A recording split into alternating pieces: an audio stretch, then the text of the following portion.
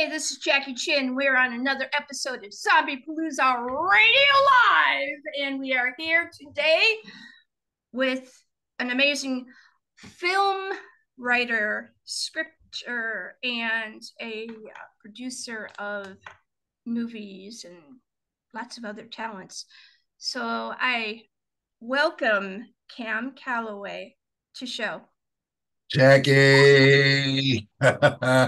For a month for you. I know. This has been simmering. It's been a hot minute. All It's a right, slow boil. for those of us who for, for those of us who do not know who you are or what it is you do. Okay.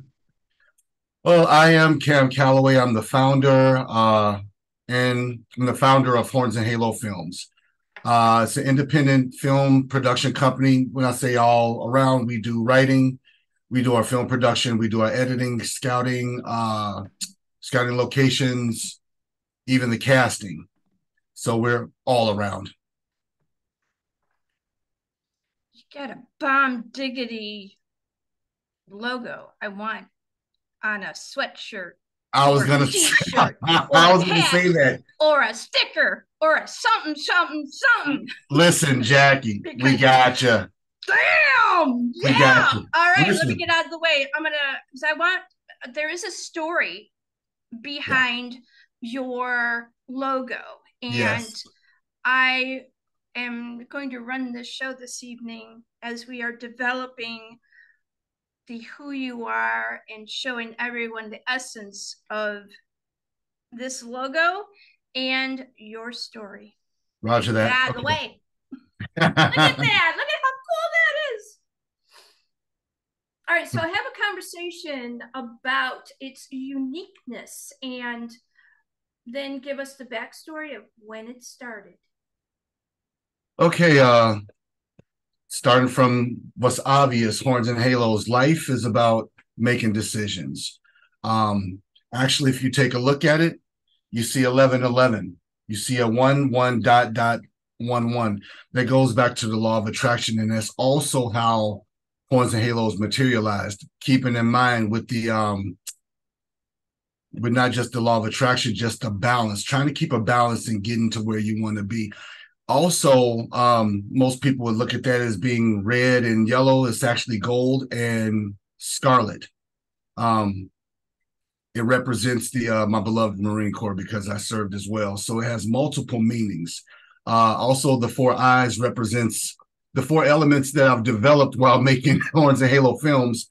You have to have intuition, instinct, intelligence, and the last one, insanity.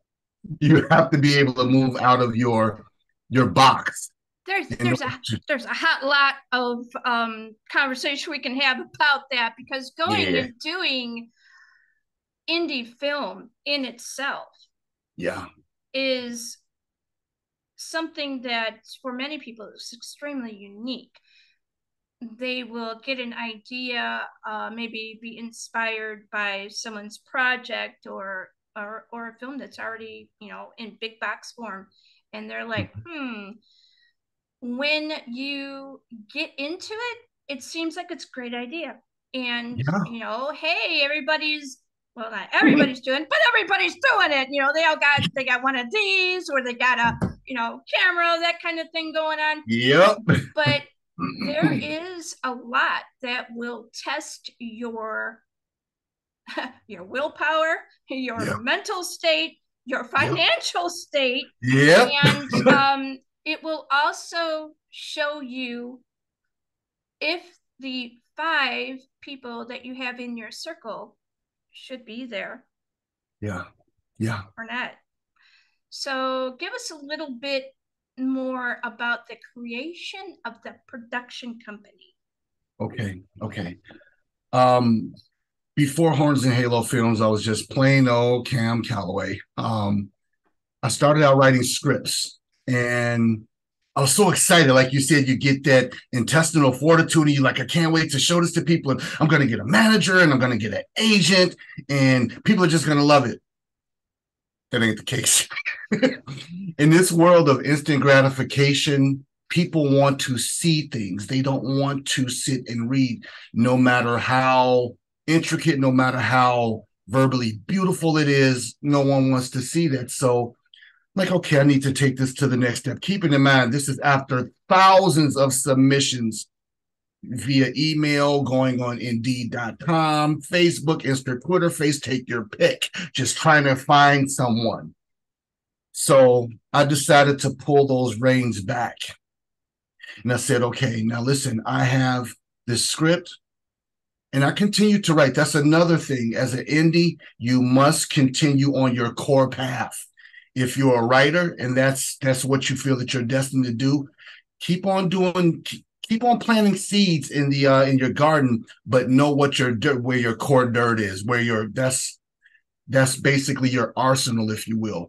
So after that first script, I realized this is not really going to get me far. So I decided to take it to the next step, which also you mentioned, Jackie, financially.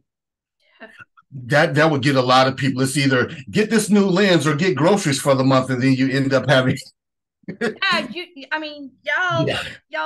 viables got to eat, right? Yeah, you end up having hot dogs and ramen noodles for the next 4 months for a $500 lens. But that's going. I mean, that's nothing wrong with that. I understand that, but it's about the choices you make with the balances again. So with that, I had ramen noodle and hot dog nights, but sometimes it's steak and potatoes. Right. But anyway, I decided to invest in myself and purchase my own equipment.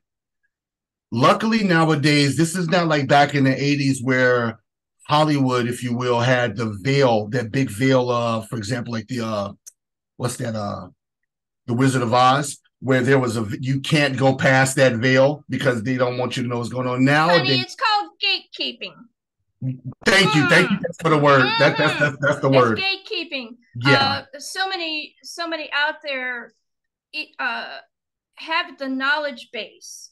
Yes. They don't want to be able to tell someone else how to do it or even show them the resources that they could get to be able to do it, because there is that if you do it better than me, and I'm a little bit something about that. But so please continue. Yeah.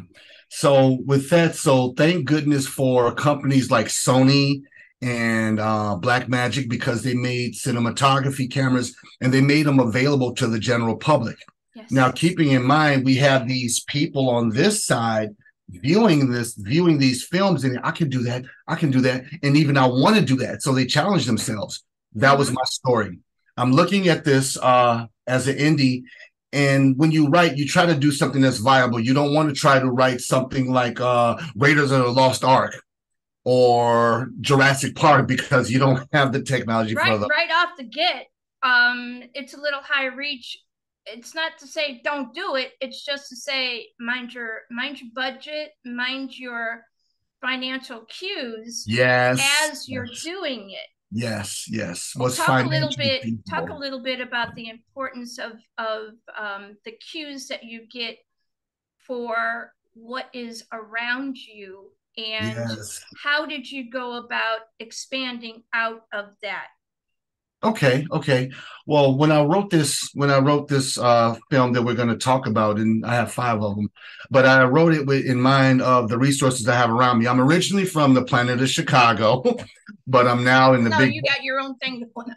Yeah, but now I'm in Wisconsin now, so we have a lot of woods. I mean, a lot of forests, forest preserves, reservations. With that, I looked at some of those places, and also local, not just local restaurants, local stores and things like that. Whether it's a liquor store, whatever it was in that script, I kind of incorporated that, and I actually reached out to these people. And you'd be surprised as an indie. I mean, everybody, you can walk down the street even after this interview is done and ask someone what's their favorite movie and why did it touch you. So people are very relatable, especially if they see Hollywood like this, but you're an indie and they're a store owner and they realize their struggles and they actually want to help you. A lot of times you can find people to help piece part your film together if they see that common struggle or Yes. that common bond, In that light. and you're able then to say, well, I'm writing this scene and it involves, say, a liquor store, or it involves a restaurant, Mm-hmm. and have that conversation with them and see what can be done. It not only, after you get the film out, helps to get the film put together, but Yeah. it also helps to give them some advertising. So, hey, Yes. your shop is in my film. Tell everybody you know. They're Yep. going to want to watch it because this is Yes. something that feels close to them and they can relate. That Yes. is helping to build your audience. Talk Yes. about the importance of building your audience before you put the film out. Yeah. Yeah, that's really important. Like you said, not just store owners, but even going back to your own advertising. Like you said previous, your favorite colors are red and black. I personally am getting you your Hornz-N-Haloz hoodie. Yeah! I'm definitely doing that. But you have to become a walking advertise. I mean, even this shirt here, this is our Hornz-N-Haloz stick to the So script. yeah. All right. Yeah. So talk about stick to the script. I mean, everyone knows what that term, Yeah, stick to the script. but you know what I mean? But also when you're filming, I mean, hopefully you have a good cast where these are actors that know about sticking to the script, but keep it in mind, you have to stick to your own script. Your I guess your career script, if you will. You have a path. Remember, you were the screenwriter. You have to continue. You have to basically continue with what you're doing. With writing, with the pre-production, all of those different steps. That's sticking to your script, because you can get so overwhelmed within an independent film because there's so many facets that you have to take care of. But also remember, after this is done and the success of this one, what do I got next back there? You know what I'm saying? That's what you have to do.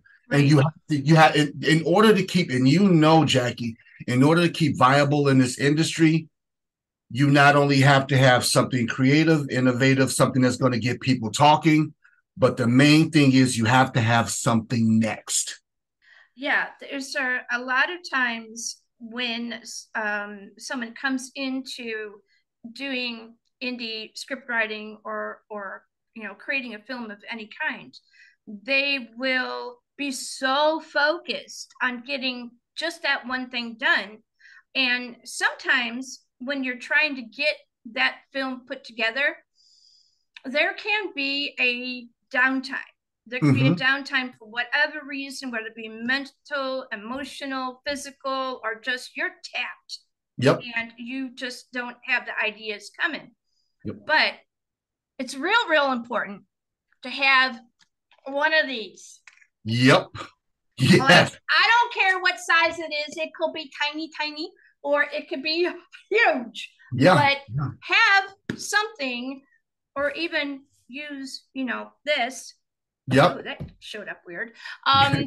Use that to be able to write down other ideas for other pieces.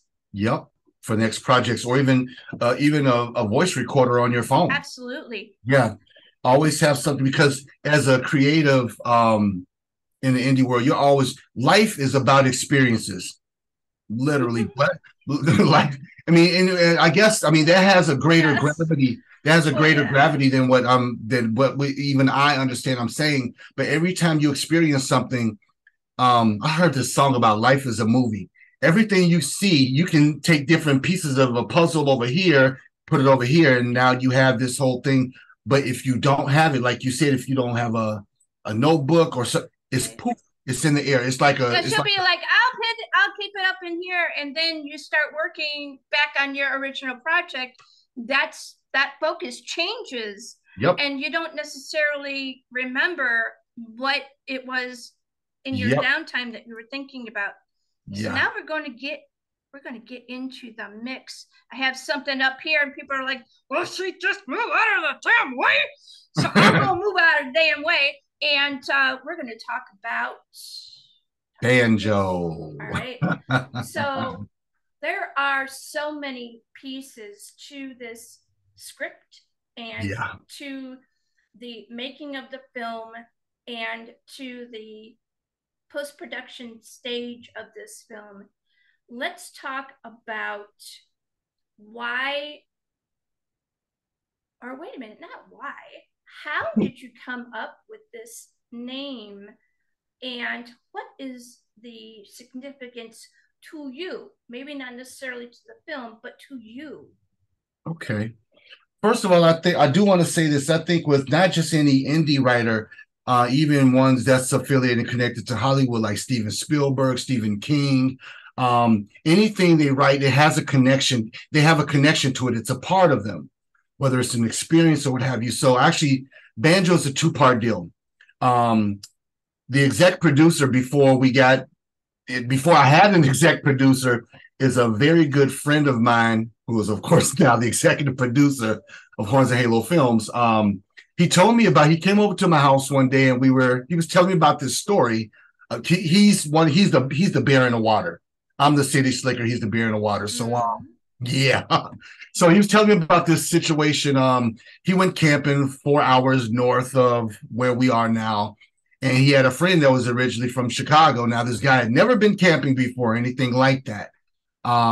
So he, at the end of the night, he decided to play. We're jokesters. Jackie, if we're ever around, we randomly play jokes on each other. He got me a couple of times. So he just doing that out in the middle of the woods. He just, yeah. How does that exactly work? Probably not very good. It's not a rabbit out of the hat. So he told this guy at this end, and we even have a video for that on our Hornz-N-Haloz YouTube page. It's actually funny. He told them, just beware. He's like, if you hear banjo, just like, get to running.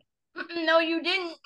Jackie, it gets better. This guy said, "What's a banjo?" He's like, "Oh no." Yes. Keep in mind, Brian, he's telling me this story. So I'm like, he didn't know what a banjo was? He's like, no. So he decided to play on that. So he got in this 10 zip. He's like, all right, good night. He's like, Brian, what's a banjo? So this dude was horrified the entire night. So he didn't tell him that what banjo was. And this was before Banjo, the film, was.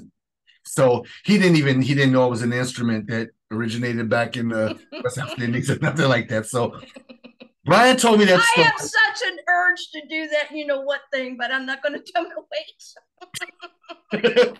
So he told me that story, and I just started writing. I'm like, okay.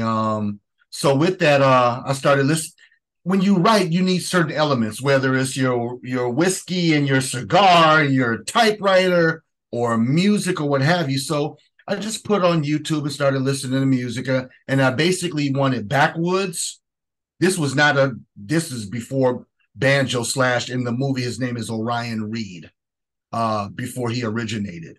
So I started writing, and I put backwoods music, banjo music, and I'm from Chicago. I've been here over 20 plus years, but I love banjo music, and I'm loving country music now. Don't judge me.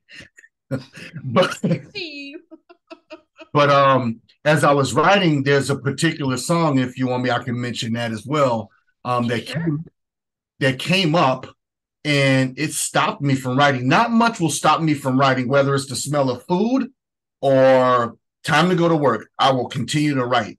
I mean, I live basically here. So this old song that we all know, "Oh, Susanna, oh, don't you cry for me." The original song by a man named Stephen Foster came up. I'm continuing to write. And like I said, this is before the concept of this supernatural being, banjo. But there's a banjo in the original song, "Oh, Susanna," obviously. Yes. The second verse of that, a lot of us don't know about that, because that's a song that we heard when I grew up as a kid. You hear that outside, and it's the ice cream truck. You asking mama for some money, right, because you want that cream. You want that chocolate eclair, you want that Mickey Mouse. Yeah. Or the ice cream bar, the ice cream sandwich bar.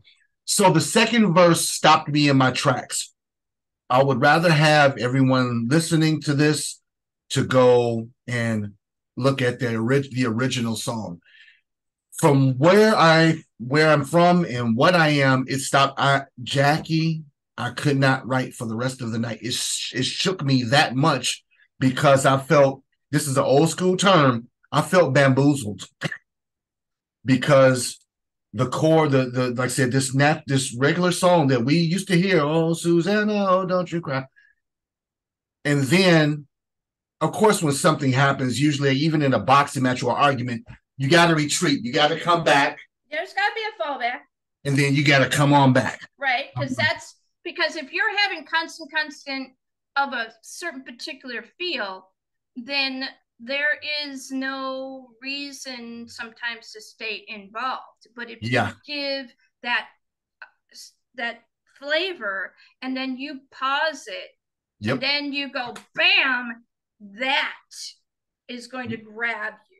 Yeah, that is exactly, I swear to you, that is exactly what happened. So I'm like, okay, Mr. Stephen Foster back in 1864 made this song. This is my 2023 Jordan Peele response. So I put some twist on it. And it's like I said, there is another thing, that song was never copywritten because back then there were no copyrights, which is also interesting. Oh, yeah, that is true. Yes. Yeah. Yep. So I put this twist on it because of the lyrics in that second verse, and I made banjo. And as anyone knows that song, he came from Alabama with a banjo on his knee. In this film, he came from Alabama, but he was making it up. And I know you're going to show that in the trailer. Yes. He came to the Wisconsin woods back in the 1800s, and he never made it. But he became something else. This man, like I said, his name is Orion Reed. And if you think of Orion, when you think of Orion, you think of Orion's belt, the 3 stars. Right. That's where he was named from. And so I guess I'm his child, the father of this being. And also Orion means hunter. Mm-hmm. So Orion Reed became banjo back in the 1800s. And to this day, 2023, he's still lurking around in the northern Wisconsin woods.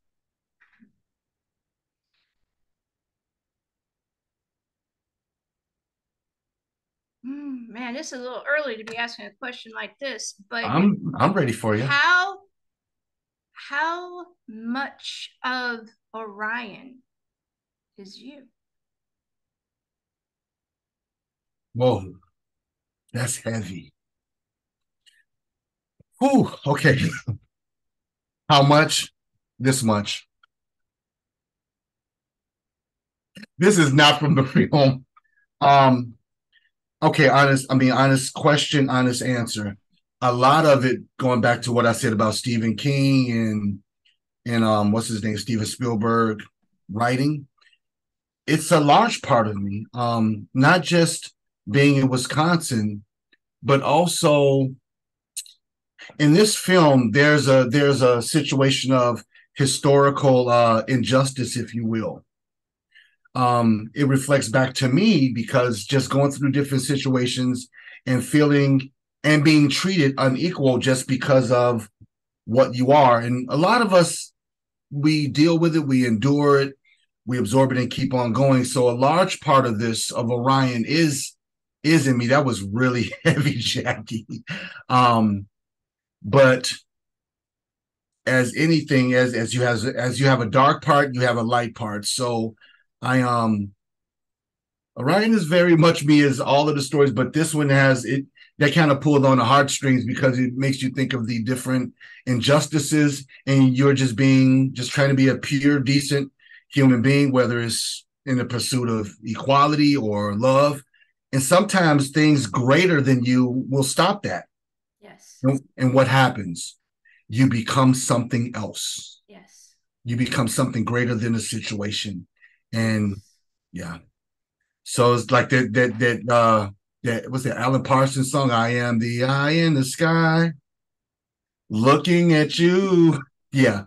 So yeah, very often characters will present themselves in a manner that assists or reveals personality trait, what they're scared of, what they feel is important, and gives a voice to be able to say exactly what is on their mind without the fear of someone saying, you, Cam, should not be saying that.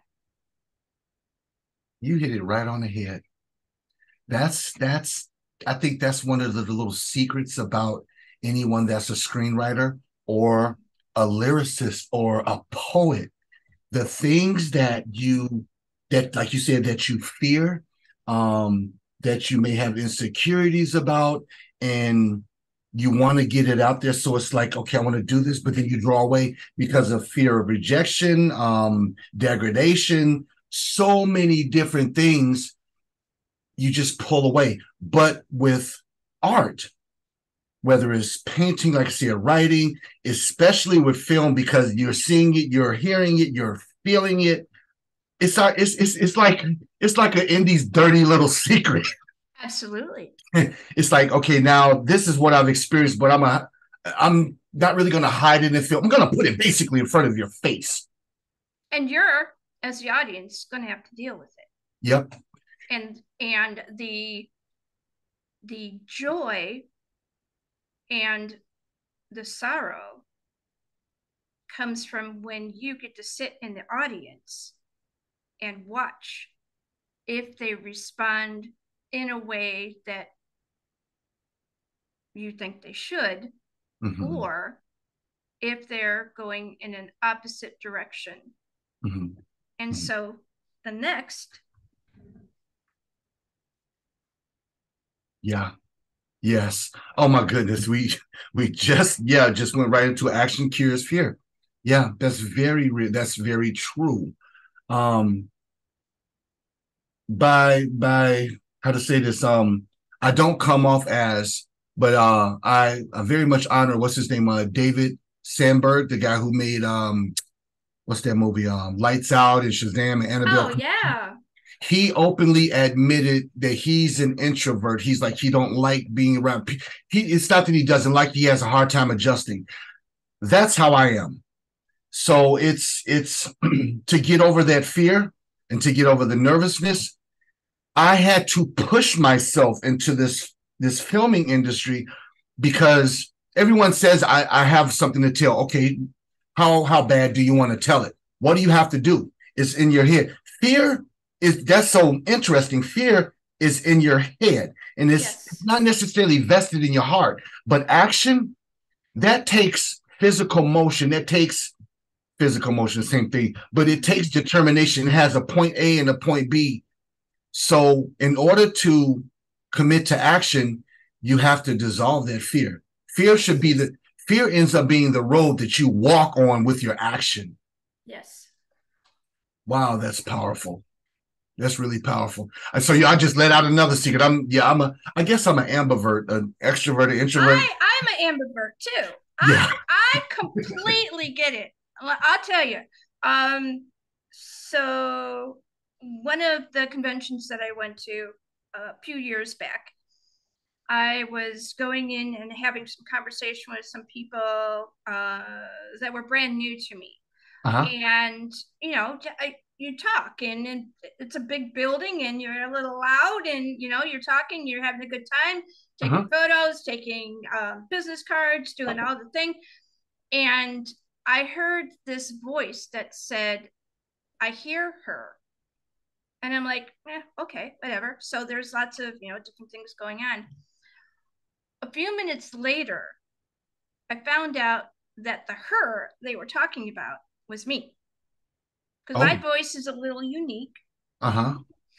And then I saw who it was, and they were all the way in the back. And I'm like, how the heck they hear me? Damn, was I that loud? And they come running toward me. And I'm like, I know the person. I'm excited too, but I still feel like that pull back when people start to recognize you. Yeah. for what you do, it's for us as ambiverts, it's cool. And it's like, I need to go hide behind someone quick. Yeah. It's like kind of what you do when you show a logo, you go like this. Yeah. Mm-hmm. Yeah. You slide right. Yep. So I totally get it. There is a fear too that they're going to maybe say something you don't want to hear.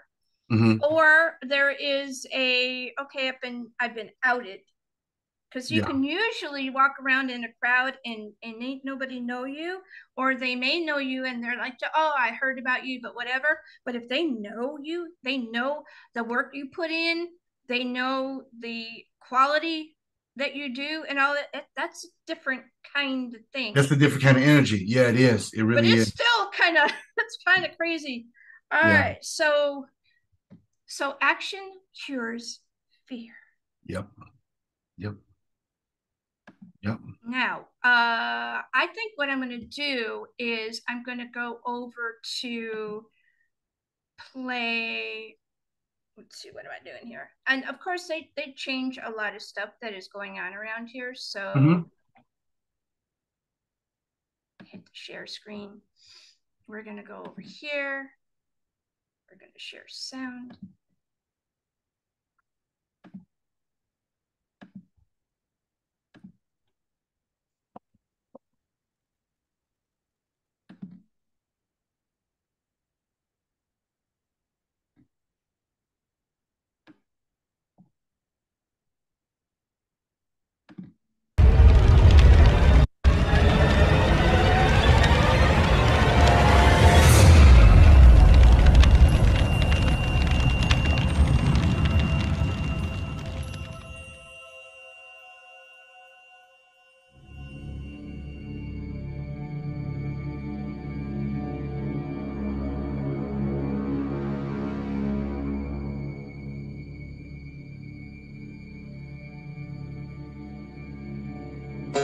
In September 1863, a traveling man came from Alabama to reunite with his lost love.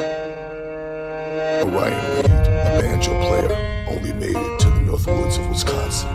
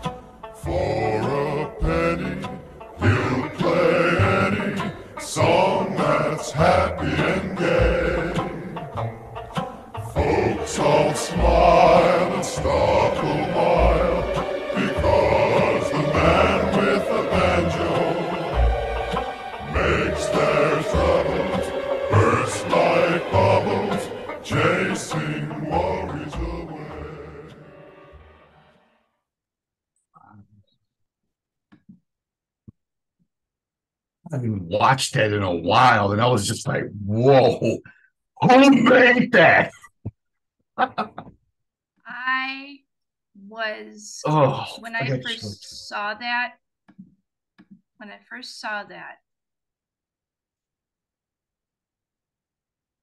all I could do was go,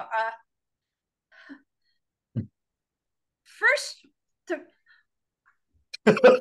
of all, the cinematography on that is spot on.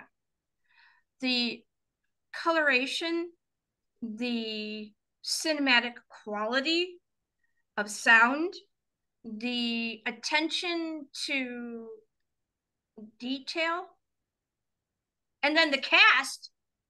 Bloody hell, there's cast. Yeah. And there are, when I first started this show this evening, I said that there are a lot of things that unfold as we have a discussion, from how you took the thought seed and go all the way out to the production line, post-production.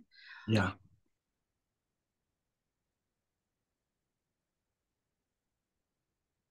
In what manner did you decide to do the film, and talk about that question from a cinematographic point of view?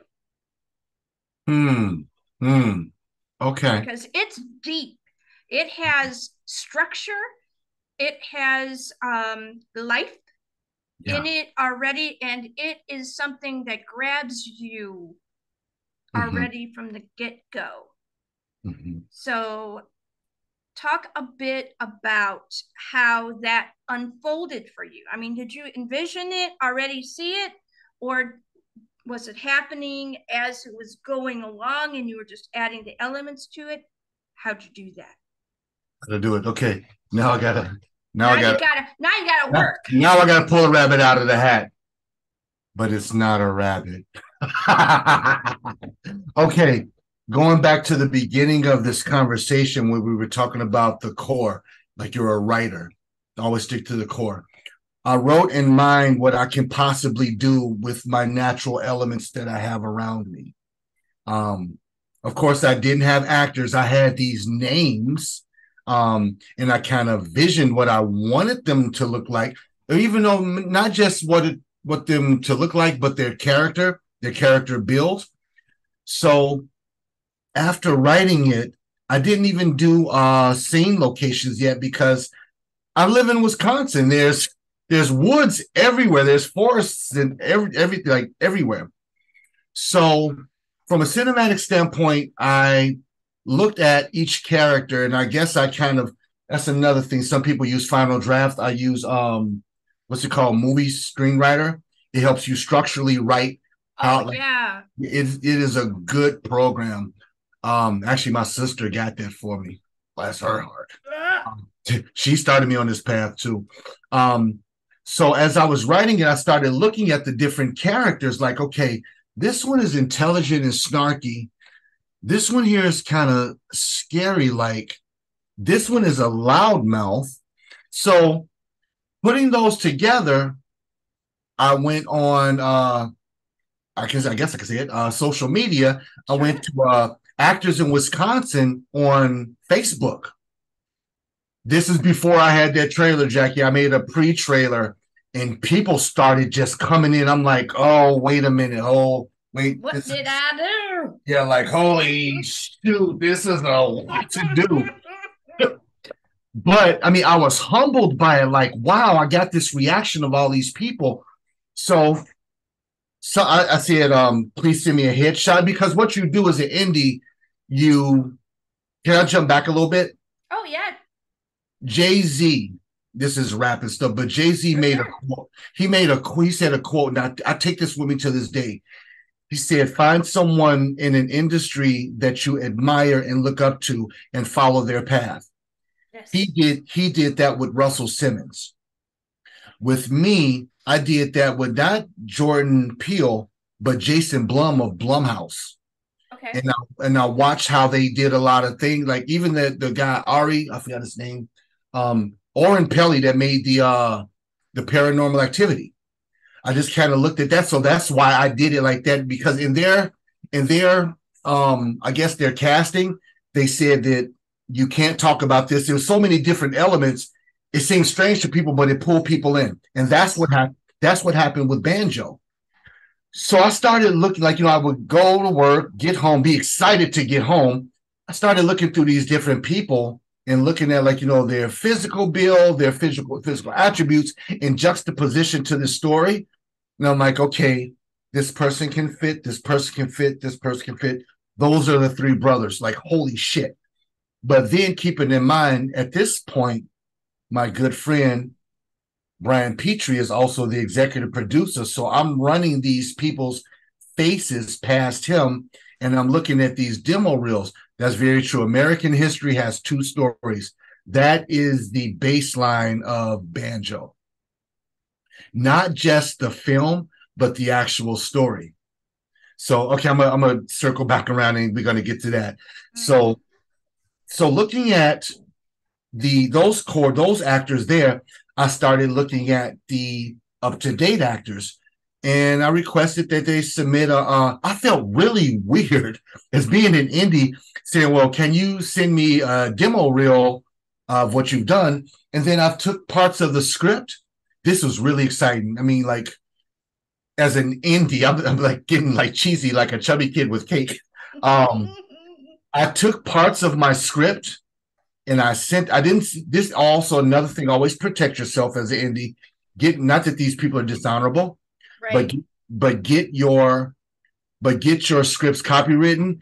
I mean, there's a very thin line between what sucks and what's success. Very thin line. Right. So your NDAs, your make sure that you have all of the legal ends. Yes. Before you start showing. Yep. That's a whole nother ball of wax. We're going to keep you on course here. Yeah, we're on course. When you started doing that, what happened next? I started pulling these people together, and I created on social media because it's a lot easier. I created a private page for all of the actors.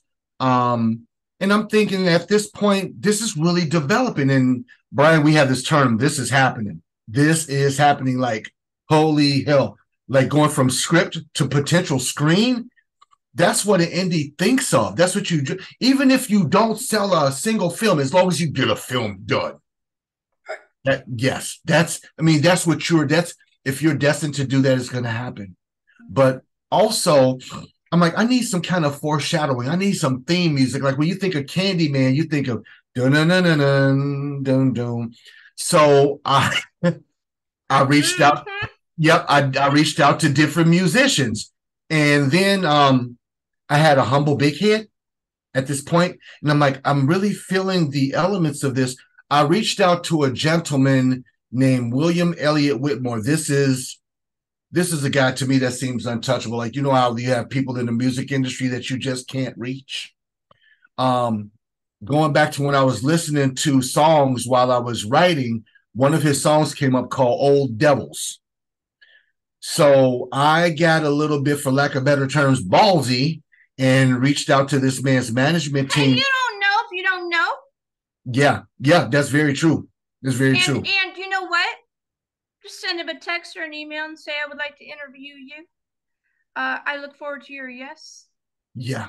And because, you know, the worst thing that could happen is they say no. They just say no, or they don't answer. Going back to those 1,000 rejection emails. Do it. Do the thing. You do it. So this is what happened. I reached out to his management team. Now, this man is an American blues, folk, American singer. I mean, he's insanely, I don't even use this word awesome, but he is.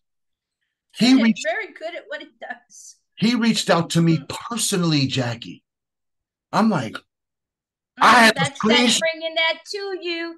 That's 11/11. That's put it out there. It's going to come. Yep. I screenshot him and showing people at work like, this is William Elliott Whitmore. So he asked, he's like, so what is the film about? Because I had someone use my music without permission. Of course, that's another thing. You got to respect. This sounds like a very basic term. You have to respect the game. What belongs to people, respect that. Just don't ask first. Yeah, just don't use it just to use it. So I reached out to him and I told him the premise of it, and I sent him like this little skit not a skit, it was not what you showed. It was something before that. Mm-hmm. And he just said, wow, you can definitely use my song. Only thing that I ask is that you put me in the credits. That is it. I was shocked. So Brian, the exec producer, was also geeked as well. So listening further on, I'm continuing to, basically the gumbo was already done, the cinematic gumbo. Now we're putting the spices in it. Now right? you got to do that, because that you always put the spices in Yeah, after you gotta do all that. Yeah, you gotta make that sure. gree in there and all that other. Good. We talk about the gree. Talk about the gree. The good gree. Oh, yes. So I reached out This to. is a supernatural thing. Yeah, it very much, it is. It definitely is. So I reached out to him again because I heard a different song. If people don't know who he is, he made the song called Hell or High Water. So I reached out to him a second time and said, listen, I really appreciate this. There's another song I would like to use. He gave us permission to use 2 songs. So going back to the whole cinematic buildup, like, how did it come about? You need audio. I mean, in addition to the actual dialogue, you need music. Right. So to talk about the importance, since we're at this juncture, talk about how music pushes the script along or gives it a third voice. That's really, wow, that's powerful too. If you think of any movie, I mean, the foreshadowing and the sounds kind of sets an element. For example, that song Old Devils, I'm not going to go deep into it. That kind of sets a tone for what you're in for. But as a social, this is a long term, and I know you've heard it already. Old Devils and One Man Shame by William Elliott Whitmore. That just threw me out because that still took me back to that moment when he said yes to him. But it sets a precedence for what the story is about. For example, if you have, like, back in the 80s, like late 80s, they have the whole cueing music on, and then it evokes emotions because that's what music does. It brings about emotion. Yes. There's also a couple of elements that I've studied because I am a proud graduate and continuing to go to film school at YouTube University. I'm very familiar with that school. When YouTube. I had to learn how to do some typey things and all that, I get on this thing and go, oh, okay. Now there's a lot of junk out there. Talk about that. Do a PSA first. Yeah, you file and filter through what's real and what's not and what's tangible, and you use it at your own discretion. Even things that are false, you can use it to a degree, but be careful. Right. But if you're creative, that helps. That changes it a bit. So also, a lot of people don't know of this, but going back to Mr. Oren Peli, the writer, producer, creator of Paranormal Activity with Jason Blum. When something happens and you saw a basic, like a scene and nothing was going on, and you hear that, that's called the fear factor. It's an actual scientific term. It's 19 hertz. It is the feel of when you watch Jurassic Park and you get that Tyrannosaurus Rex with that guttural growl, and it makes you feel like, and that sound travels to the back of your spine. Yes. And every little hair everywhere just goes pink. Yep. And your eyes are going like this. No. Because you're looking for where's the danger? Where's the danger? Yep. So I did that, and also, like I said, I've learned that from Studio Binder and Film Courage, and just watching different elements. That's what you have to do as an indie. Going back to the whole cinematic, how did you build this? Yes. It is not easy, but it's very well worth it if you want to do it. Yes. It's like you said, I mean, bless you for, and I don't even use that word bless, but bless and thank you for even saying, like, it's going to test your limits. It's going to test your financial limits. So you learn that curve, like to peel off that fat, instead of trying to go to a place. Because you know something? The ones at the top had to learn that information from somewhere. Yep. Now, they either had a person directly tell them, or show them in a book, or show them a film. Yep. But they got that information. Everybody starts at the ground zero. You don't just get hatched. No, you just know all this you stuff. release. Unless you're like Mozart or somebody, but only he knew, I mean, he knew how to do music, obviously, bam. But there were other things that he didn't know anything about. Yep. And so Einstein and all the other, Yep. people that just seem to know things. But when you go into that spiritual element, when you bring that 11-11 bond to you, and you start doing the call of the universe and saying, I need you to show me how good this can get, instead of, Good, Jackie. Yeah. oh, I can't, blah, blah, blah. No, because the universe ain't about can't. The universe is, what do you want? What do you want? Yeah. So you wanted this. Yeah. You wanted this. Yeah. And your vibration matched the level of his vibration to give you the yes. And you know what that's going back to? You already had to be at that level for that person to go, I want to bring my work to that, because it attracted the same vibe, the same frequency. Yep. Action cures fear. Yes. Action cures fear. Had I not sat here and typed that email out and hit enter, that wouldn't be up there. That would not be up there. But going back to the Hollywood thing, yes, like they've learned this, and this is what they've done. Oh yeah. So we're no longer knocking on the door. We're finding a way to take the hinges off and blow it off with indies. So, but going back to the whole buildup, so keeping in mind, this has been over the course of a couple of years, over like 2 years. This wasn't like a couple of months or nothing like that. This was doing a 9 to 5 and coming home and doing a 9 to 5. So for any indies, the only thing, there's two things that's going to stop you: yourself and death. Yeah. All you have is now that present moment. You are the one thing that's holding you up, which also means you're going to be the one that pushes you forward. Sure. So this couldn't have come about without getting over that fear and committing to some kind of action. And a cinematic pyramid is not, you're not going to see the sun over that diamond top as soon as you start. You got to lay those bricks. This is the bricklaying.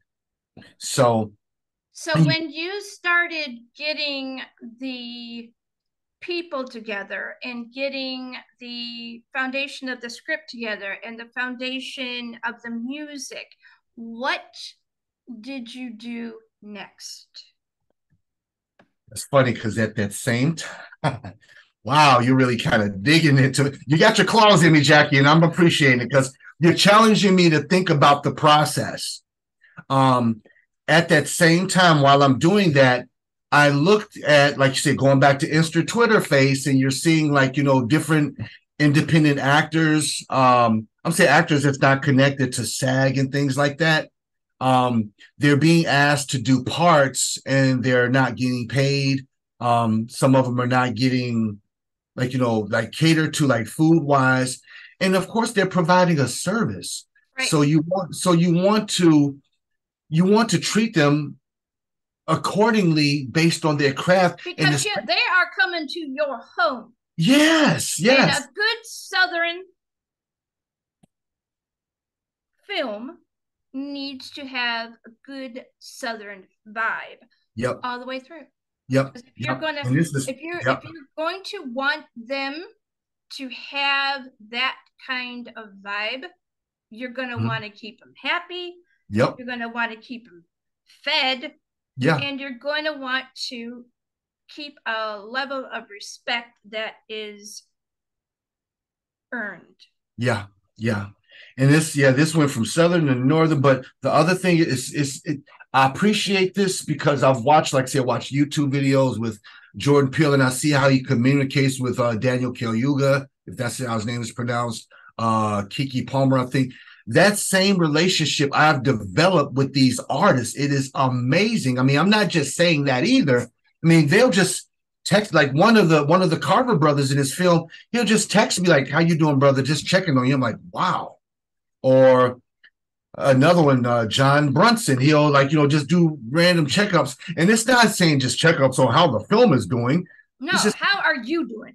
Yeah. which makes you that makes you more not just you're no longer vested in the film. That's another thing. That's how success develops. It's not the work, it's the people.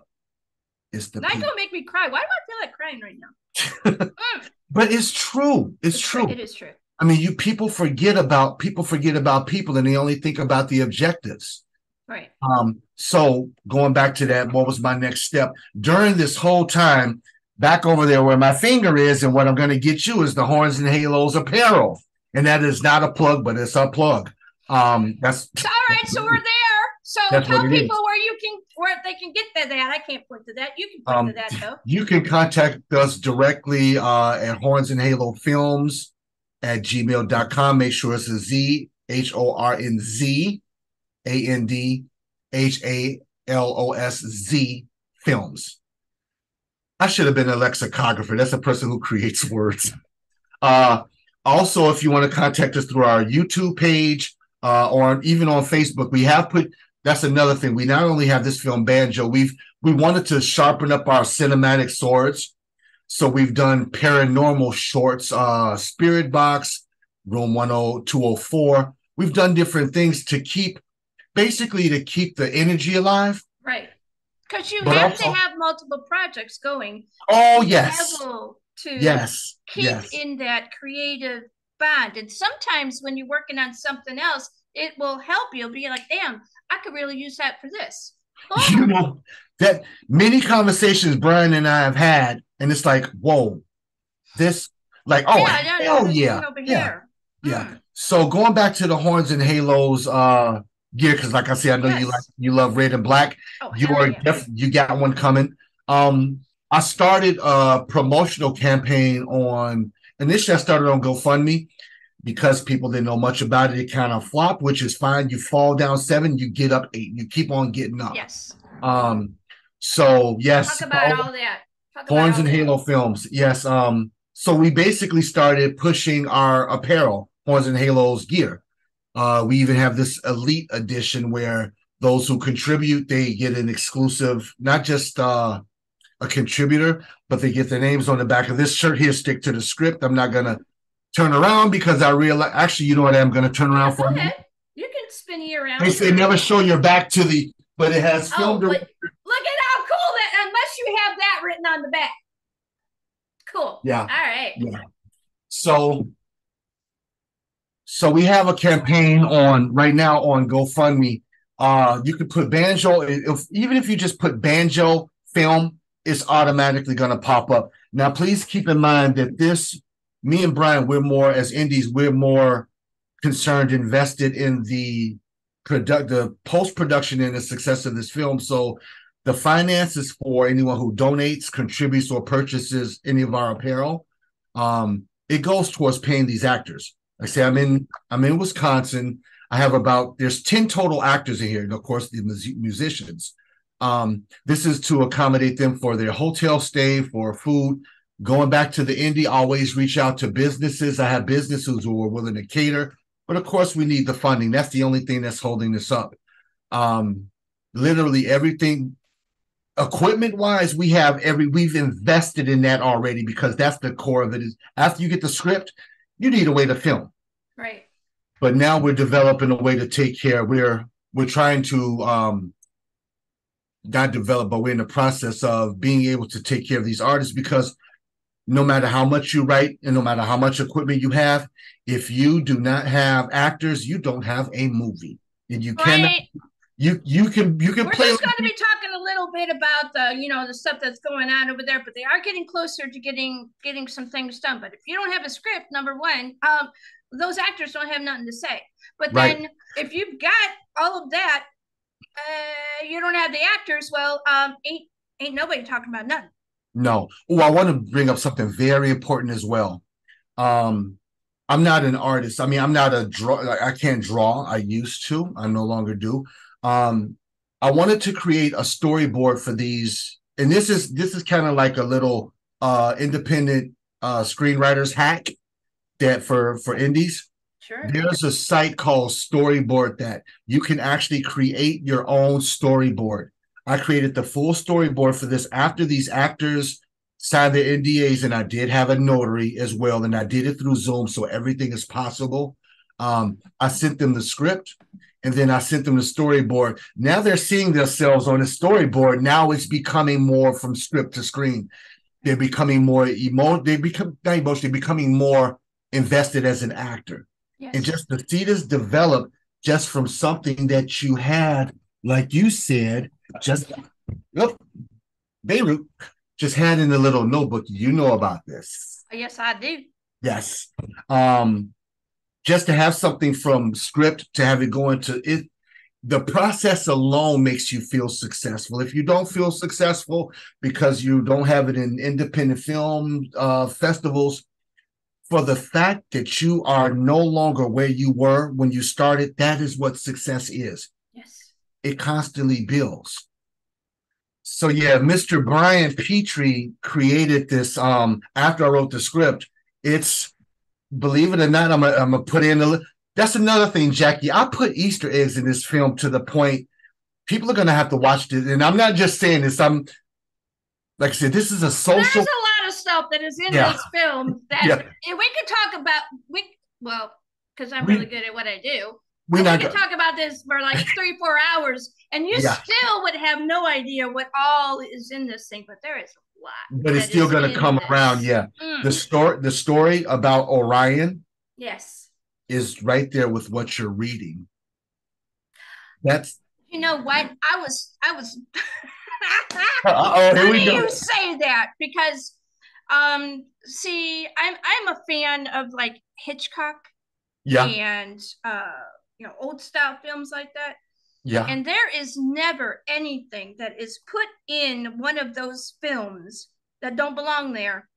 Mm-hmm. And the other fun thing about it is that once this comes out and people can consume it, you can watch this thing over and over and over and over and still not get everything, because you're watching it from your perspective. Yep. And then as you watch it, your perspective changes.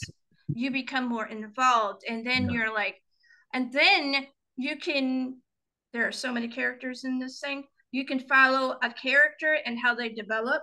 You can follow the coloration to see what happens as that changes. The mood change, the energy change. Yes, you can. There's so many. So you were saying about Easter eggs. Yep, the Easter egg. That right there is actually one of the Easter eggs that was beautifully done. Every little thing that we've put in here is called, going back to graduating from YouTube University, it's called Chekhov's gun. If you see something, for example, if you see a Halloween movie, you see a meat cleaver in a drawer, it's there for a reason. They put it there for a reason. This right here is put there for a reason. And I wasn't going to give it away, even if the little writing's on all of them. So, happy Easter. I know, right? Mm-hmm. So, going into the movie, there's more. There's more. Being able to have the insight to be able to make sure that it is developed enough so that you can enlarge your audience, because you know what's going to happen. Once this film comes out, people are going to be like, you got to see it because it's got so-and-so in it, or you got to see it because this person created it, or this person's music's in it, or however that develops. It is going to cause its own universe. Yes, it is. That is a beautiful thing. We are very well aware of that, but that's the blessing and the beauty of their Hornz-N-Haloz. Being able to, let's see, what do I want to do? Being able to have something that also entertains and gives a sense of allowing for someone who maybe have a lot of things going on in their life to be able to just sit and watch it and forget about some of the other more crazier things that are going on in their real life. Give me a little bit about that for perhaps somebody who is following your journey and and tell a little bit about their backstory as to how it has affected or effected them. Okay.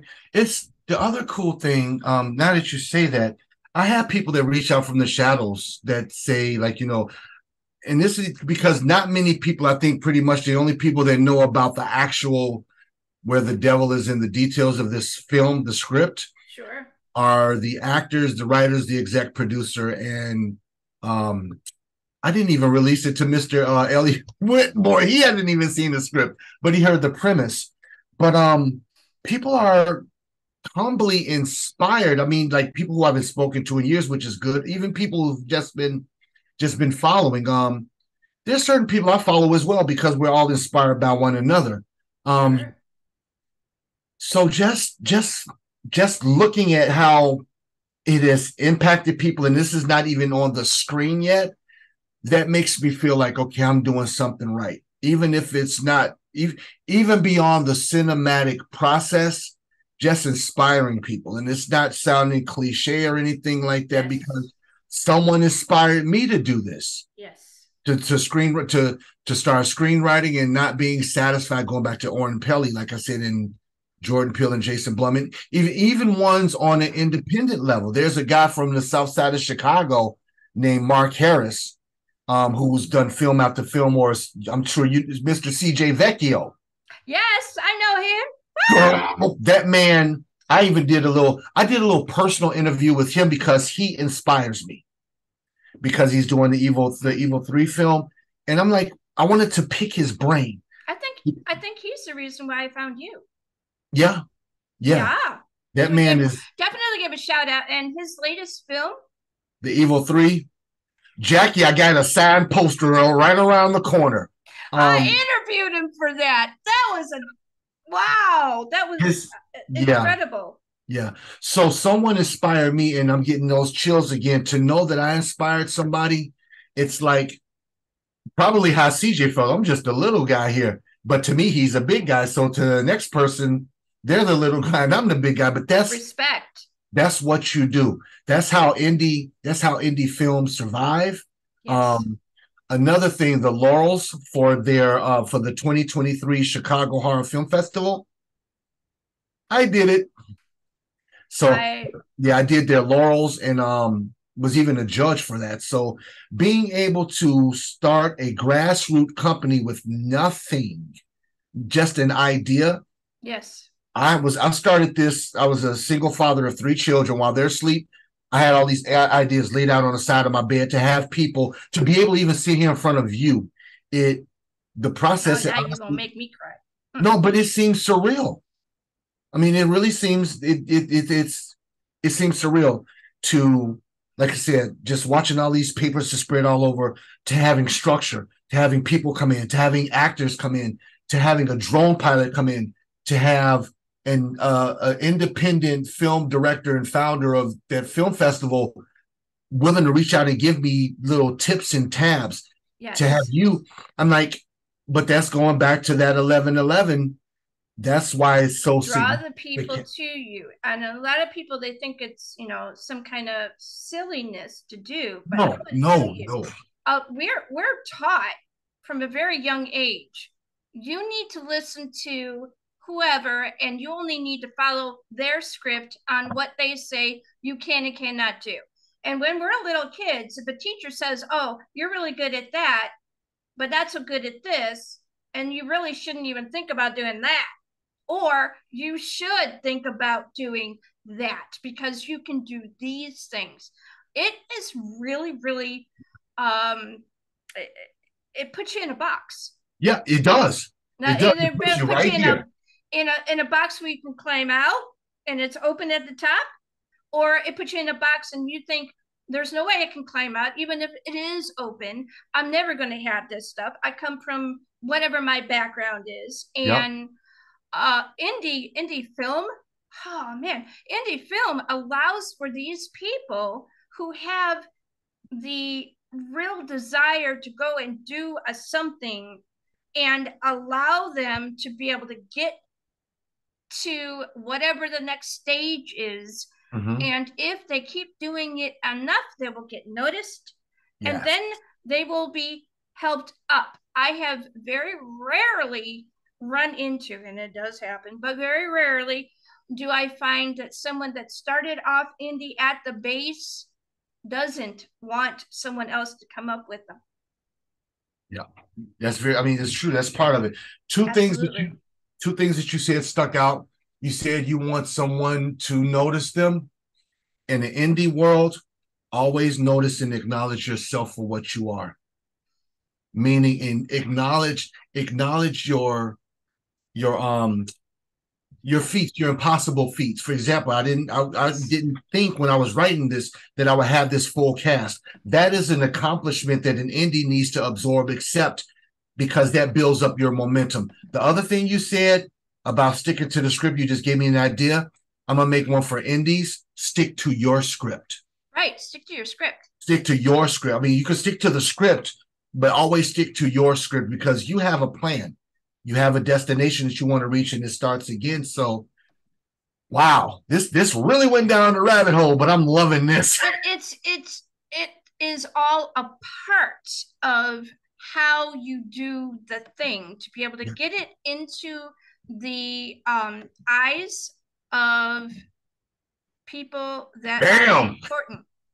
Now, I didn't have this in my original because I was busy doing the other stuff, but here it is, and this was really cool. I'm so proud. Since you talked about it, let's talk about this. Okay, Mr. CJ Vecchio, I'm friends with him on Facebook. Also, I mean, we've texted, we personal numbers too. He said that he was looking for laurels for the 2023 Chicago Horror Film Festival, and of course, people were saying, "I got an idea." I was at work, Jackie. I'm like, you know what? Watch this. So I just started. It took me, to be honest with you. I mean, when someone looks at something, they can appreciate or not appreciate the value of it. But I'm like, I want to do something very different. So it took about 12 hours to develop this, believe it or not. I know what goes into doing these things. Yes, I do. It just wasn't scribbling in a notepad. I had to structurally do it where all of the. So I'm just looking at different previous film festivals from all over, and I'm like, for a horror festival, you have Jason. When you think of horror, you think of Jason Voorhees and you think of Michael Myers. Oh yeah. So that's where I had the meat cleaver and the butcher knife. I'm like, there you go. Just build. Mm-hmm. Just build, Cameron. Just build. So he ended up liking that, accepting that, and that's now being used for the Chicago Horror Film Festival. So I'm really. I am always about getting out there and giving these people a platform anywhere I can that are helping others to be able to rise above. Yes. And yes. It's super cool.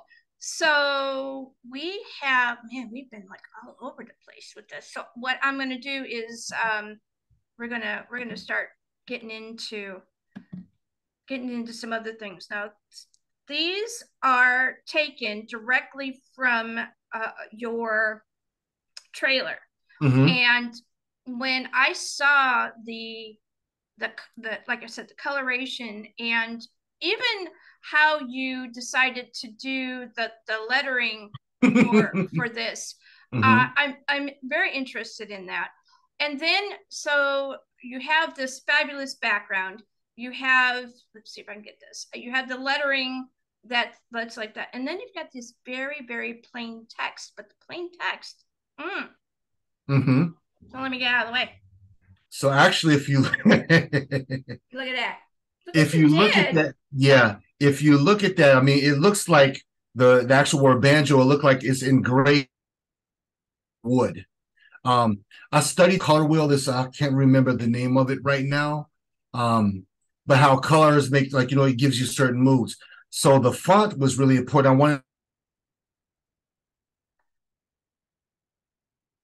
and of course, basically, the childhood songs will never be the same as going back to the Oh Susanna.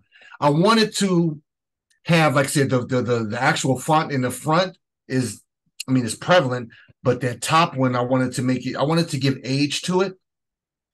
And if you look inside of there, which I'm sure you could probably see, and if you haven't, you will now. Banjo is right there in the middle of that, up under the word saying, under the word the. He's very, very like faint down there. Mm-hmm. He's sitting. But like I said, that at that point he's Orion. He hasn't become Banjo yet. Right. And also, if anybody in the film industry, whether it's indie or major, there's the different light gradings. I think it's 8,000 Kelvin that mimics moonlight.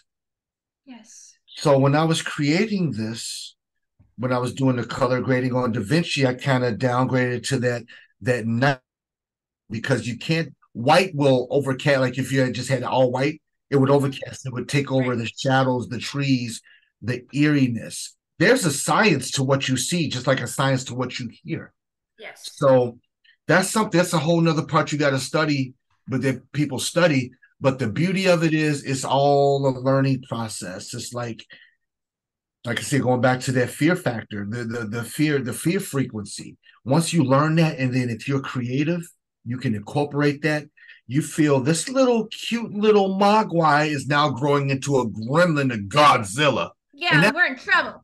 Yeah, which is, I mean, it's an amazing process. It's tedious, it's timing, but one thing, ... it's worth it. Oh, hell yeah. All right, let's get into the people. Mr. Luis Castillo. He plays Brad. I can go somewhat into the details, but their background. Give me a background on the actor and why you picked them for the part, not what they play. Okay, this man, Brad, he's also one of the ones that he plays Bradley. He's Native American. He's part of the Comanche tribe, I believe. I'm 6'1". I believe this man is 6'4". He is a giant over me. For this part, I chose him because he has a humble look, but he also has, I've actually watched some of his other films that he's been in. But he has this humbleness. He's like a humble giant. He's the type that you will argue with, and this is actually putting Easter eggs about the film. You would argue with him, you would yell at him, and he would always come back to you with reason in the same voice. Those are the kind of people you have to look out for. My husband is like that. He's also he served in the Army from, I believe in, Brad, forgive me if I'm wrong, from 2007 to 2019. Great man.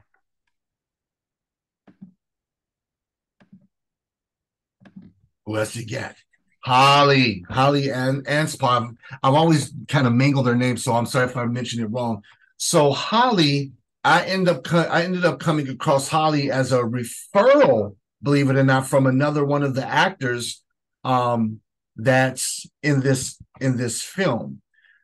So with Holly, she's also in Indiana. I have, I think, 3 or 4 actors that's coming from Indiana.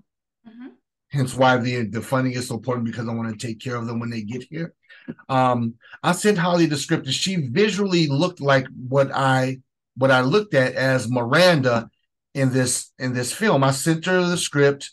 I saw her demo reels, and I was literally wowed by it. Like this, Jackie, I ended up calling these people by their names instead of their real names. So maybe a little bit like when you're on set and you're like, you want their attention, you do, and then I'm calling her by Miranda. I'm calling Luis by Brad. So even when Brian and I are talking, we haven't forgotten their names, but when we talk in juxtaposition to the film, they're elements of that. Yeah, we go into mind frame of the actor. Yeah, absolutely. So it's understandable. Yep. So who else you got for me? Mr. Brunson, Mikey. Mikey is from Racine, Wisconsin. Like I said, going back to the parts, and even before I presented this script, I followed this guy on film shorts that he's done, and he kind of has the energy, going back to what I thought of this character Mikey as. So when I was getting ready to post this on on Actors in Wisconsin, Jackie, he had already started responding to me before when I said, what do you think about if I put this casting up? He showed interest. He not only submitted his headshots, but his demo reel, but also when I forgot the term. I've noticed that people shun you in big time Hollywood if you can't remember certain terms. I sent them part of the script and he nailed it. Good. But the treat with him, he gave me 2 different versions of his energy of the rendition of that part of the script. Talk a little bit about that while I go into transition of the next film. Okay. And not next. We're not doing the next film yet. Right. I know what you meant. The next actor. So, for example, if he said we can't just leave him out there, he would say in his the demo reel, he would say, and I'm not an actor, so don't judge me. He would say, we just can't leave him out there. Then the second one, we just can't leave him out there. So he would have 2 different energies, and I could kind of Don't tell me which one you picked. Right. I'm not telling you, Jack. You're not going to tell me nothing. No, I'm saying Telly. Her nick, we call her Telly, Cheyenne. Chantelly Johnson. I'm about to say Jackson. Oh, my goodness. She's going to slap me for that. This woman is an amazing actor. She does a lot of TikTok videos and just not just TikTok videos. She's been in a lot of film. She's also my pretty much neighbor from Chicago. My mother, where I grew up at, Telly doesn't live too far away from that. So she's also from the Southside of Chicago. I needed a sparky fire kind of lead female to play this part. I was kind of nervous, I think, when I reached out to her because I'm like, looking at all of these different things that she's doing, she's not gonna. I mean, now that I know, I can humbly say that she obviously accepted it. Right, she's on there, but she's the spark of a lot of this. The interactions with the actors, the type that if there's a dead silence, for example. And then there's a person that blurts out something uncomfortable, but it makes sense. That's her. We're all going to die anyway, so let's just do it. Let's just hurry up and get it over with. This train is coming. That's Cheyenne. She's the matter-of-factly actor in this. That's awesome. I love that. So Tony Solis. Yes. Okay. It's funny that the 4 people that you put together, like initially, you had Holly and Mikey. They're a couple. Cheyenne and Sean. He's the male version of what Cheyenne is in this film. This man sent me his demo reel, and I mean, I don't mean to sound cliche and redundant, but I was wowed by their previous performances, but I had to kind of adopt what they were doing in their current films to see how they would fit in Banjo. Right. And he also nailed it. It was really cool. Like when I did his NDA, I did it by Zoom. And of course they were recorded. This man was just so laid back. It's like he's the type, he's likable, just visually. I'm not passing judgment on anyone or anything, but he's visually appealing to people, just like Telly. Just like everyone is. But I'm like, okay, he's definitely Sean. So let's see who else we got. He fits the bill. Yeah, that's exactly it. And he's not, he is very visually appealing. Yes. Yeah. So when you back it with the acting skills, it's just like, you're like watching him. Mr. Derek. Oh, goodness, Derek. Remember earlier when I mentioned about the people who were just checking up? For sure. That's him. That's him right there. He's also another one that's from Indiana. I had to learn all of I didn't just learn, I absorbed the backgrounds of all these people because you start to care about them because not just because they're part of your project, because they become friends. Yes. He is a nurse at a hospital. He's done, to me, he favors like a more dangerous Nicolas Cage, if you will. I can see that. Yes. But he plays one of the Carver brothers. There's an interesting story behind the Carver brothers, not in banjo, but in real life. What else about him? He also plays, there's 4 people. He's one of the ones that are a part of what happened to Mr. Orion Reed back in the 1800s. So yeah, these people all fit. I mean, it seemed like a magic puzzle. And Ben, he's another one of the Carver brothers. This man is also he's also in the Army. I think he's previous Army, but we have 3, including myself, military personnel in here. He also recently just did this 100-mile run. Who does that? Wow. He's okay. The Carver brothers, you have usually, when you have a group of people, you have the ringleader, kind of like the one who really kicks stuff off, like the maliciousness and the nastiness. That's Mr. Joshua Carver. Like I say, he's the ringleader of the Carver brothers. Something else I want to share. I was really nervous. Remember when you said earlier, there's people who are gonna watch this, they're gonna appreciate it, and then there's gonna be the other types. Mm-hmm. I was really nervous, and I'm 6'1", 250 pounds, and I was still nervous about mentioning to the Carver brothers that what happens to Orion in this film is not nice, and is going directly back to that song Banjo, believe it or not. Mm-hmm. And he said, listen, man, we're actors. This is a part of what we do. I've let people, I mean, even that's not within the filming industry. I mean, people that I know personally, sure, see this man's demo reel about one of the malicious parts that he had to do. He was so convincing. It was like, if put it like this, if it didn't have the background of him being just at home and doing that part, if he was out in the wilderness and it was a POV, it would look like you recorded someone doing the thing. Yeah. So that's Mr. Joshua Carver. So in other words, he really nailed the part. These people, Jackie, I'm not exaggerating, these people all nailed it. Like it really feels like movie magic. I don't know how much people believe in that, but just it's amazing. Montez.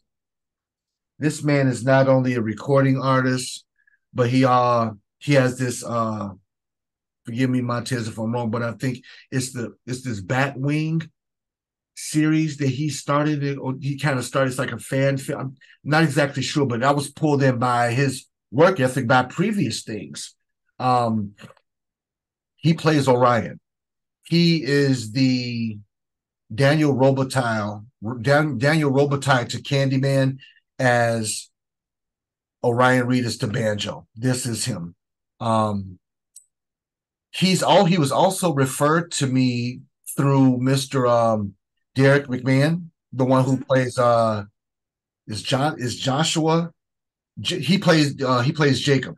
He referred me to him as well as Holly, and I've had talks with him personally over the phone. He was so geeked about it, and that his energy gave me energy even more. So that happens through projects. Yeah. So he fit the bill for Orion, pretty much. So who else we got? And we're not going to talk about that part because, well, that's the part. No. This is really taking me. I'm appreciating this because this is taking me back to the process of picking these people. I mean, because every submission is not going to be a good fit. Right. So those were the cast pictures that I had for this particular piece that we're going to be doing this evening. There are many others that have played a part in this. And what I would like you to do now is I would like you to give shout outs to anyone that was upset, or anyone that was like a PSA, or anyone that was in the background, to be able to assist in getting this moving in the right direction. Gotcha. Actually, and this is what I'm going to do for this, because there is a list of people. I'm not going to just go all down the line of them. That's but all right. Here, let me look up the members. So these are the people that you won't see, but are definitely a part of it. I have, for one, Mr. Eric Wagner. I'm getting tongue twisted a lot. Give me a second, Jack. I'm sorry. I want to look up the members, because some of them I just mentioned by their actor name. Here, let me see. Actually, you know what? I'm not even going to do that because I know them. Scott Petrie is the cousin of the executive producer, Brian Petrie. He is one of the musicians. This man, he lives in Memphis, Tennessee. He came up here to visit his family, and he sat right behind me, and he brought his guitar, and he brought his speaker and everything, and he plays Stevie Ray Vaughan. What I'm getting at, I watched this man. He does a lot of live film when he's playing. The way that he learned how to do the drones, not the actual drum, I mean the actual drones and the strings, it evokes emotion. That's the emotion that I needed in this film. Also, Eric does the same thing. There's another film, and I'm not going to get deep into it, but I was working on a film called Field of Lambs. Next project further down. I verbally expressed to Eric what I wanted, and he just flat out created it. I'm like, what? So I combined those two together. Also, thanks, Mr. William Elliott Whitmore. There's a drone technician, Brighton Schwab. This man is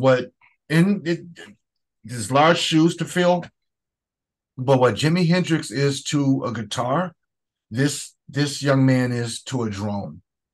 He was on the Air Force. He was sponsored by the Air Force racing team for drones. Oh, wow. That's cool. Yeah.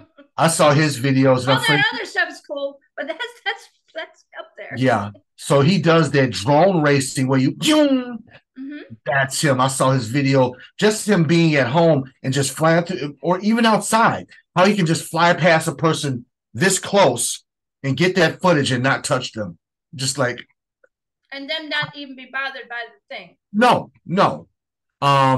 Also, let me see, who else did I have on here? We can go down for some. You mean the people that are behind the scenes, of course. Mr. Brian Petrie, he is my brother from another mother. I mean, 100%.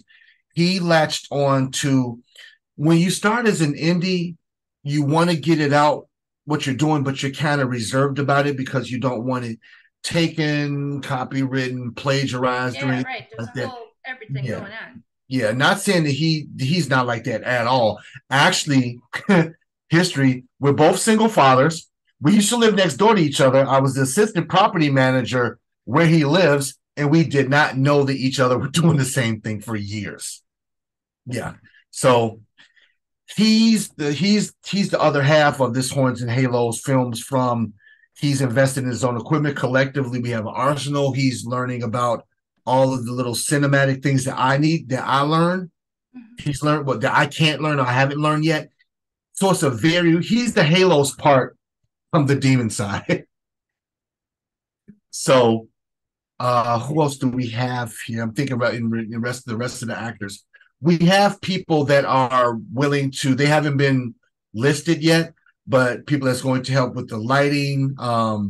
It takes a small army or large army to be able to put everything together so that it looks like it is seamless and flawless. Yep, Brian, for example. Yep. So easy that somebody could just go, I can do that. Really. Good luck with that. Brian is cool because Brian's girlfriend is helping with the lighting. Mine is helping with the here. I gotta bring this right now. This is when I really started to feel like an indie. Once you get this. Oh, hell yeah, I love those things. Yeah, it's not the I don't invest in a chair, but this right here, and just the significance of it, when you are not just when you're filming, but also when you're doing the editing, the significance of what you write on there with the clapping sound, so you know where to edit. So my fiance is going to be that. So going all the way back to the first quarter of this conversation, you have people around you that want to be that see what you're doing. They're going to be inspired. They're clapperboard. They're going to be inspired by your inspiration, if you will. If that makes sense. And they've latched that really needs to happen too, for it to be able to keep up the momentum that is your film. Yeah. So who else? Like I said, the other people, I mean, going back to the potential store owners, I'm going to give them their credit in the, of course, at the end of the film, whether it's whether it's actually catering to take care of these amazing ass actors, or even using their location. Right. So how many locations did you actually use? A lot of this happens in the woods, in the forest. Now, the cool thing, and I'm letting away a secret that I shouldn't be giving away. In the state of Wisconsin, we don't need filming permits. You can Google it. But if you're on a reservation or a preserved a conservate, like a conservancy, you need permission. I mean, you need permits for that. But if you're just out, you won't get stopped by law enforcement or anything like that. It's all about doing what you can do with what you have. So we have the forest plays a very large part of this. Other than that, there's 3 other locations. So like with the forest, it jumps back to a lot of different scenes. I mean, you can be here like Matrix and turn here. Use what you have right in front of you. Yep. Do the thing that you need. Yep. And so as I was putting this together, I found this phrase. Okay. And it is very applicable to film creatives and to any kind of indie creative. Vindica te. I'm not going to embarrass myself and try to pronounce it. TV. Lay claim to yourself. Yes. That's going back to acknowledge your accomplishments. Goodness, we forget, even beyond film, we forget to do that. We feel like, okay, it's just a part of my process and what I got to do. Acknowledge your processes, acknowledge what you do, because that momentum that you didn't acknowledge, you're going to need that later on. Right. Because like you said in the beginning, your determination, everything is going to be tested. There's been, and as you know, just because we've talked interpersonally, there's been some things that's happened in my life to the point I was ready to throw in the towel for this. But there's always going to be their voice. If you're a creative, no matter what you do, their voice is going to annoy you. And it doesn't stop. Yep. It keeps going, but that's because you need to keep going. And everybody else out there, if you are a creative and you're at a point where everything is breaking, go back to what you enjoy. Yep. Do that for a bit and lay claim to yourself. My mother said something, Jackie, that stuck in my head. She said, the worst thing that you can be is a has-been to yourself. Yes. Yeah. So then that brings me to this. Some people want to tap, some people should happen. Yes, that's another thing. That's going back to that action cures fear. Yes. If the sky was purple, it would rain grape juice. Listen. I know, right? You have to, I mean, it's going back to that action. That's all what this process is. It's about plan, action, execution. I mean, and it's constantly rotating. It's not, once you get to the top of one mountain, there's a lot more to go. I mean, from like we mentioned throughout this whole thing, the development of every facet from, you want to have an edge. So like I said, with the Hornz-N-Haloz, we created that apparel.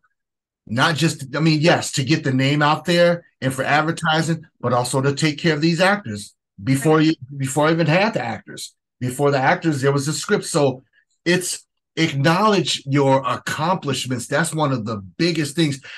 People feel, especially with doing this here, they feel like the likes and the loves and the care emojis are factors. They are factors from other people's acknowledgement. But if you don't acknowledge yourself, it doesn't sustain. Right. Those likes are going to dissipate onto the next post. But what you're doing with your core, that's going to be, I know you're still there. That's going to be, I'm here. That's going to be evermore. That's going to be. We're going to play, again, we're going to go and play a trailer that has all of the actors. All right. And I think it's very cool. So.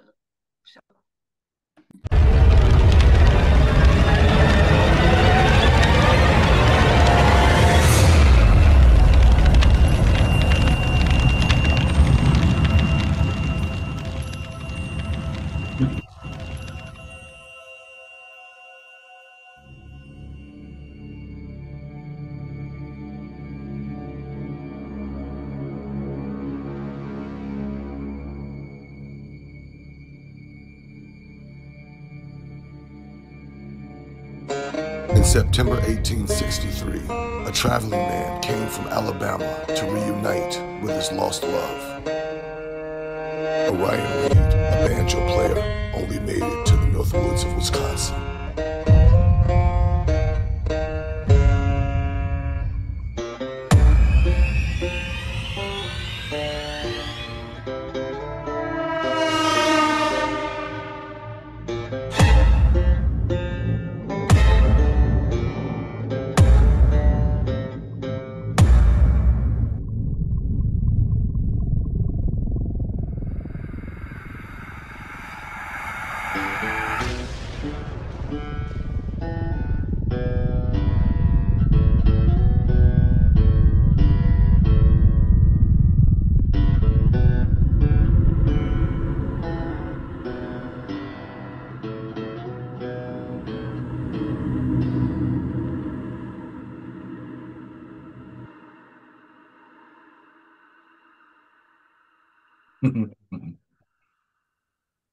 That's so funny that now I'm thinking back about a couple of other things during this process. You got me? Mm-hmm. Okay. Even that beginning part with the fire of the H's and the and sign, right? I learned how to do that through YouTube University. Because I was going back to thinking about being comparable to like other film production companies. They have this vanity screen, but I wanted to do something comparable to that, so I had to teach myself that. So indies, nothing is impossible. If you think it, if you feel it, it can happen.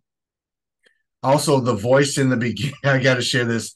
The voice in the beginning, I could not develop, even how I talk now, that grunge behind it. I think I woke up, I worked second shift. I think I woke up at like probably, I napped about 4:30 something in the morning. And and I ran right into my writing room and I started recording it. And that's the result of that. Because you wanted that kind of. You wanted that grunge. Yeah. You wanted that before the coffee, before the anything, before the hot mess is going to happen. You want that. Exactly. And we all sound like, even I do. I'm like, is that me? Is that me? And it fit perfect. Now, I could go on to what you have in front of you. Yeah. People don't, use what you have around you. Life is a movie. So another thing, I did not share this. Maybe you could possibly tell by the trailer. It's about these couples that they go on a couples retreat. All of their relationships are in some level of detrimental ending. So they decide to go on this weekend retreat. No cell phones, no nothing, just them. And it's kind of sounded cliche to a certain degree. You have people who bring food, they coming in to play with the whole alcohol thing, the moonshine, the extra treats, and someone brings a guitar. This is a combination of Candyman meets Deliverance meets Till meets the Django. And when he says that, he means that. Yeah, yeah. All of So that. yeah. So that every time I keep it in mind, I haven't watched these because I've been in the process of building. So when I see them, like, oh, so I'm appreciating that. You're like, what the heck is going on here? Yeah. How did you change as this was evolving? How did you change yourself? How did I change myself? Mm-hmm. Oh goodness. I had to challenge going back to that being an introvert. I had to push myself to reach out to people, to learn to a rejection is not rejecting you.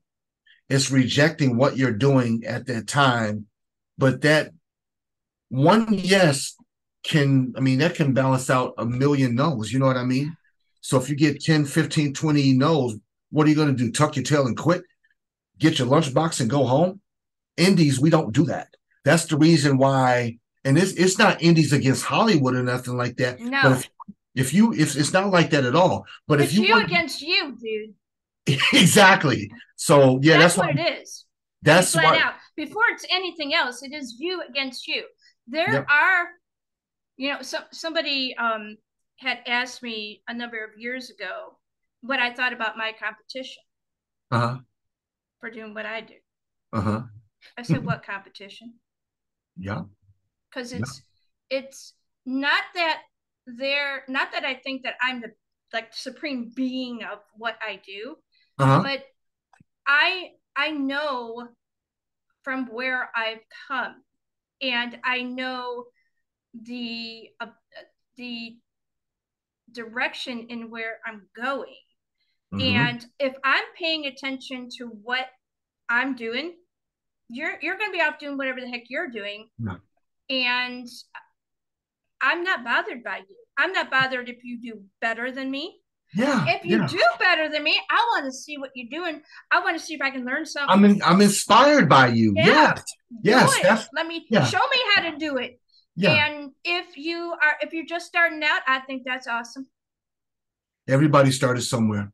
I think that's so super cool. And if you're not really good at what you're doing, but you're trying to learn, I will point you in every direction I possibly can. Yep. And hell, if you're going to be better than me, I helped you do that. I'm gonna tell you something, and a lot of people won't share this. I mean, it's obviously evident just by what we've talked about all in this. A lot of times, y'all, I don't know what the hell I'm doing. I just know that I have a path, and I know what I see is kind of blurry in the distance. So I'm worrying about what's right here. So when you said you were your own competition, whatever you learned yesterday, bring that back here and just keep on building. I joke around with even these actors. I'm like, y'all all must be literally crazy because I don't know what I'm doing. But I'm saying that in a jokingly manner, but I know the path. It's good to not know what you're doing.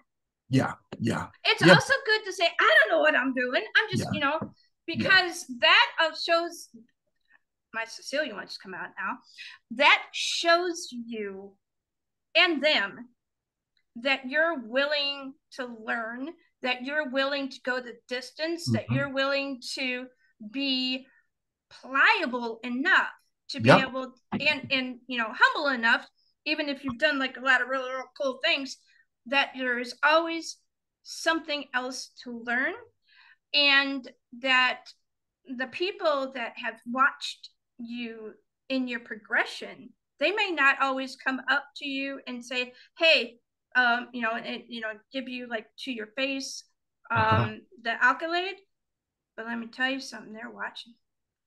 I've noticed that too. I mean, I've not noticed. I've had that happen to me, and I'm like, who are you? And oh my goodness, you're from that and all of that. So I know that they're watching you. Yep. Always, but always keep going forward. Just don't stop. Yeah. So what we got?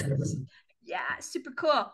All right, so I'm gonna go. What I'm gonna do? I got like so many really. Let's bring up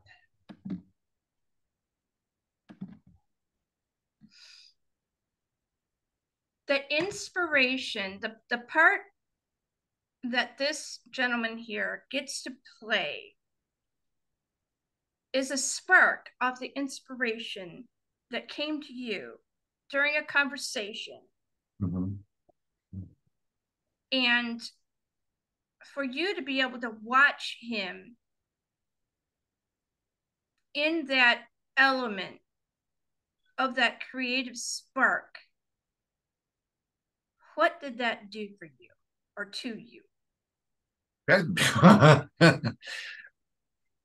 Okay, going back to remember, this is a two-part deal with this. Remember you said how it feel like, what part, how much of a part is this story connected to me?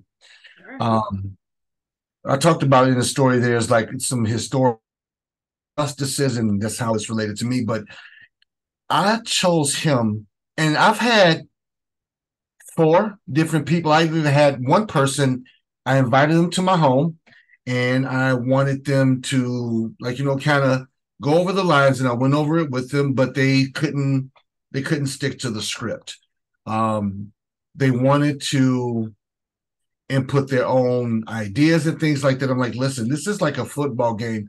This battle plan is already laid. I need for you to stick to the script. So this was not Montez.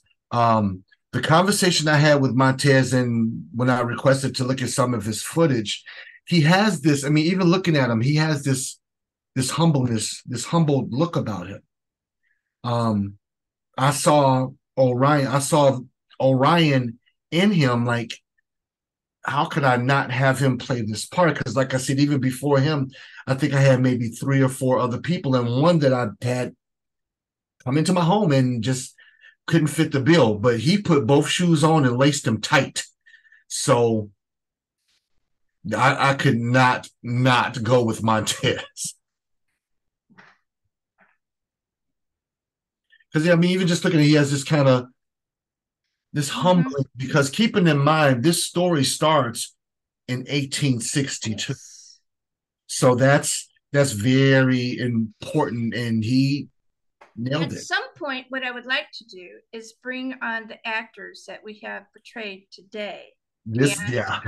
I would like them to be able to have that conversation and tell me how these parts affected them, and carry on their story from banjo into their acting careers as they move forward.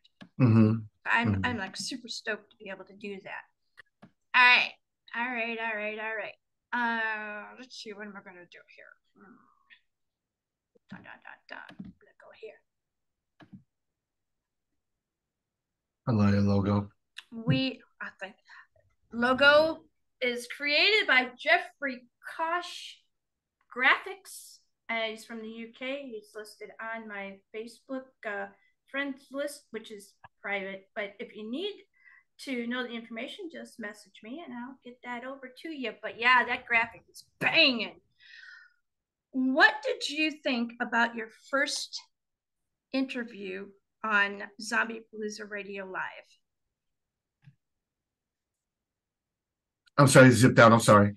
What do you think about your first interview on Zombie Palooza Radio Live? You told me beforehand that we were going to go deep with questions. You're going to bring about questions and just kind of follow the flow of it, which it made me think about rethink about my whole process again. Hell, honestly, I feel like I could write a book on the process of it now, because when you're in the process of it, when you're trying to make the fire, you don't think about the fire.